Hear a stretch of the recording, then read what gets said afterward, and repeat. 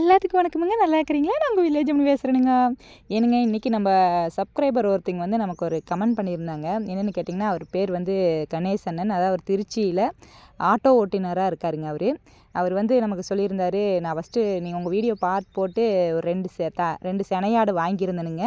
இன்றைக்கி வந்து பார்த்திங்கன்னா 10 தாயாடும் 4 குட்டிங்க இருக்குது அப்படின்னு சொல்லியிருந்தார். அது மட்டும் இல்லைங்க, அவர் வந்து அது மேய்ச்சல் முறையில் நம்ம கூட்டிகிட்டு போகும்போது நம்ம மனசுக்கு ஒரு நிம்மதி கிடைக்கிது, ரொம்ப மகிழ்ச்சியாக இருக்குதுங்க, ரொம்ப நன்றிங்க அப்படின்னு மாதிரி சொல்லியிருந்தாங்க. அதை பார்க்கும்போது நமக்கு ஒரே சந்தோஷமாக இருந்ததுங்க. ஏன்னு கேட்டிங்கன்னா, நம்ம வீடியோ பார்த்து பல பேர் பயனடைஞ்சாங்களா இல்லையா நமக்கு தெரியுது. ஆனால் ஒருத்தராவது அது பயனடைஞ்சிருக்காங்களேன்னு நினைக்கும்போது ரொம்ப சந்தோஷமாக இருக்குது. ஏன்னா மகிழ்ச்சியிலேயே பெரிய மகிழ்ச்சி வந்து பார்த்திங்கன்னா, மற்றவங்க மகிழ்ச்சியாக இருக்கிறத பார்க்கும்போது நமக்கு ஒரே மகிழ்ச்சியாக இருக்கும் இல்லைங்களா? சரிங்க. இன்றைக்கி இவரே வந்து நம்மகிட்ட இன்னொரு கேள்வியும் கேட்டிருந்தாருங்க. அவருக்கான பதிலை நம்ம இன்றைக்கி இந்த வீடியோவில் சொல்ல போகிறோம். அவர் என்ன கேள்வி கேட்டிருந்தாருங்கன்னா, அதாவது அவரோட ஆட்டுக்கு வந்து பார்த்திங்கன்னா உணிவு தொல்லை அதிகமாக இருக்குதுங்களாமாங்க. அவங்களுமே இதெல்லாம் ட்ரை பண்ணி பார்த்துக்கிறாங்க. என்ன பண்ணுறதுனே தெரியலிங்க. அதுக்கு என்ன வழி அந்த உணியெல்லாம் போகிறதுக்கு அப்படிங்கிற மாதிரி கேட்டிருந்தாங்க. மெயினாக இந்த ஆடு மாடுங்களுக்கு வந்து உணி வந்து அதிகமாக வரவே கூடாதுங்க. அது வந்துட்டால் அது வந்து என்ன சொல்கிறதுங்க, ஆடு சீக்கிரமாக நோஞ்சானாட்டம் ஆயிருமுங்க. அது என்ன காரணம், அது எதனால் வருது, அது வந்தால் நம்ம என்ன பண்ணணும் அப்படிங்கிறத பற்றி தான் நம்ம இந்த வீடியோவில் முழுசாக பார்க்க போகிறோங்க. சரிங்க, வீடியோக்குள்ளே போகலாங்களா? அட வாங்க, வீடியோக்குள்ளே போகலாமுங்க. அப்புறம் புதுசாக யாராவது வில்லேஜ் அம்மனி சேனலில் பார்த்தீங்கன்னா கொஞ்சம் சப்ஸ்கிரைப் பண்ணி போடுங்க. என்னங்க நான் சொல்கிறது? சரிங்க, அதாவது வந்து பார்த்து போட்டிங்கன்னா, இந்த உனி வந்து அதிகமாக ஆட்டுங்களுக்கு வர்றதுனால, ஆட்டுக்கும் சரி மாட்டுக்கும் சரி வர்றதுனால முதல்ல அதுக்கு ஏற்படக்கூடிய நோய் என்னென்னு கேட்டிங்கன்னா, ரத்த சோகை ஏற்படுங்க. அதாவது ரொம்ப ரத்தம் கம்மியாயிருங்க அதுக்கு. ஏன்னா இந்த உனிக்கு வந்து இன்னும் இந்த உனி நுழைஞ்சான், அது பேனு இந்த மாதிரிலாம் சொல்லுவாங்க. அதெல்லாம் வந்து பார்த்திங்கன்னா ரத்தத்தை உறிஞ்சிருமுங்க. அப்படி உரியும் போது என்ன ஆகுது, ஆட்டுக்கு ரத்த சோகை அதிகமாகிருங்க. அதாவது ரத்த லெவல் கம்மியாக போனங்காட்டி ரத்த சோகை ஏற்படுங்க. அதனால ஆடு வந்து இறப்புக்கான வாய்ப்புகள் அதிகமாகவே இருக்குதுங்க.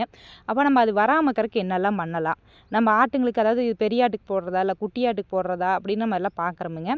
நான் இதுக்கு வந்து ஃபஸ்ட்டு நாங்கள் வந்து கை வைத்தியம் நான் ட்ரை பண்ணிக்கிறேன். அதை நான் வீடியோவே போட்டிருக்கிறேனுங்க, நீங்களும் பார்த்துருப்பீங்க. நான் கை வைத்தியம் ட்ரை பண்ணுங்க, மாட்டுக்கு ட்ரை பண்ணியிருந்தேனுங்க. அப்போ பண்ணும்போது என்ன ஆகுதுங்கன்னா, அது கிளியர் ஆகுதுங்க. ஆனால் அது கொஞ்சம் நாள் இடைவு அதிகமாகுதுங்க. நம்ம இப்போ உதாரணத்துக்கு நம்ம வேப்பந்தழை, மஞ்சள் இதெல்லாம் வச்சு அரைச்சி போடும்போது ரிசல்ட் வருது. ஆனால் அதுக்கு ரொம்ப நாள் எடுக்குதுங்க. ஆனால் அதனால் என்ன ஆகுதுன்னு கேட்டிங்கன்னா, நம்ம அவ்வளோ நாள் தள்ளி போகும்போது கண்டிப்பாக வந்து பார்த்திங்கன்னா, மாடு கூட ஓரளவுக்கு தாங்கிருமுங்க. ஆனால் ஆடெல்லாம் அந்த அளவுக்குலாம் நம்ம விட்டு வச்சுருந்தோம்னா அப்படியே பார்த்திங்கன்னா நல்லா கொழுக்கு இருக்கிற ஆடுலாம் பார்த்திங்கன்னா, அந்த உனி நுழைஞ்சான் இதெல்லாம் இருந்ததுன்னா அதாவது என்ன சொல்ல ஒரு 10 நாள்லேயே பார்த்திங்கன்னா அப்படியே நோஞ்சா நாட்டம் ஆயிருங்க. அல்ல எலும்பெல்லாம் தூக்கிரு, குடுகெல்லாம் அப்படியே தூக்கிரு. அது என்னடா இது, ஆடு தள்ளி விட்டால் கீழே விழுந்துட மாட்டேருக்குது, அந்த மாதிரி தான் இருக்குதுங்க.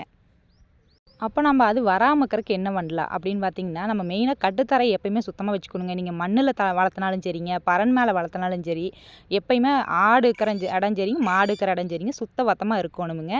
நம்ம க்ளீனாக வச்சுக்கிட்டா அது சீக்கிரம் வராது. இந்த நுழைஞ்சானெல்லாம் வந்து பார்த்திங்கன்னா, அது பேரே நுழைஞ்சானுங்க. அது வந்து பார்த்திங்கன்னா பேனாட்டவே இருக்குது. ஆனால் நீங்கள் அது நீங்கள் இப்போ சரி பார்த்துட்டு இப்படி எடுக்கிறோன்னு வச்சுக்கோங்க, அது முடியில் இருக்குது, அந்த ஆட்டோட முடியில் அதை நம்ம எடுத்தோம்னா அதுக்கு வந்து பறக்கிற சக்தி இருக்குது. இப்படிங்கிறக்குள்ள நிமிஷத்துக்குள்ளே பறந்து போயிருங்க. அது நீங்கள் குத்தவே முடியாது, அது சாகிறது ரொம்ப கஷ்டம். நம்ம அதெல்லாம் அது வந்து நானும் நிறையா ட்ரைப்பெல்லாம் பண்ணி பார்த்துட்டேன்.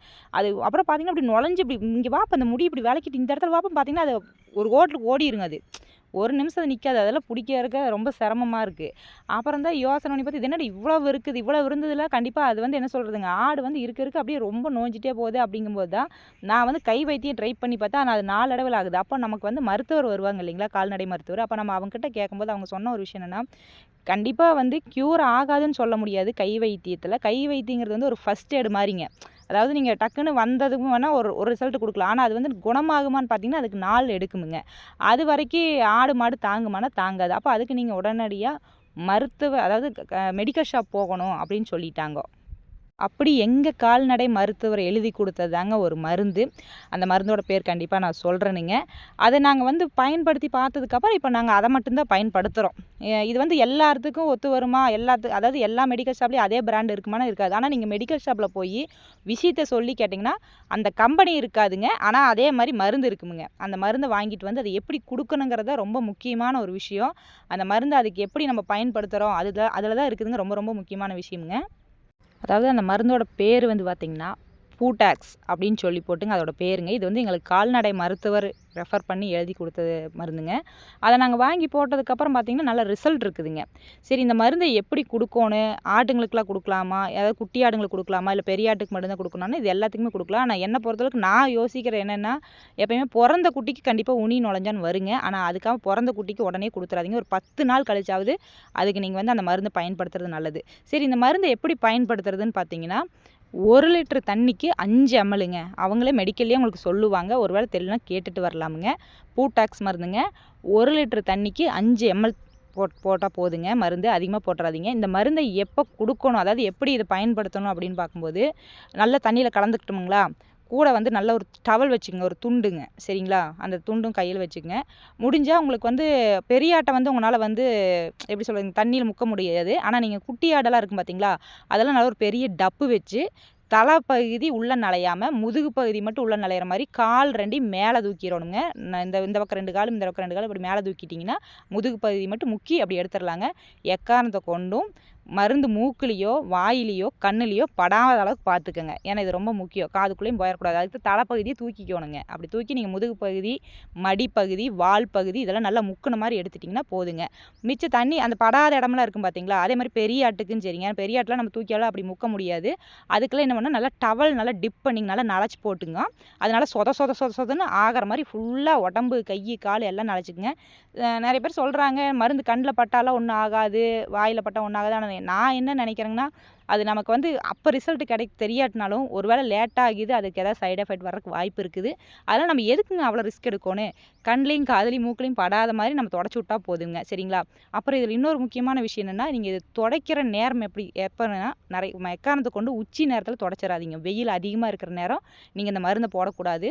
ஏன்னு கேட்டிங்கன்னா, வெயில் அதிகமாக இருக்கும்போது போட்டால் இதோட எஃபெக்ட் வந்து அதுக்கு தாக்கறதுக்கான வாய்ப்பு இருக்குது. ஏன்னா அந்த மருந்து கண்டிப்பாக ஒரு ஸ்மெல் வரும். அது வந்து அந்த ஆடு வந்து அதை தாக்கு பிடிக்காது. அதனால் நான் என்னங்கிறேன், அதே மாதிரி வெடிகாலையிலையும் போடாதீங்க.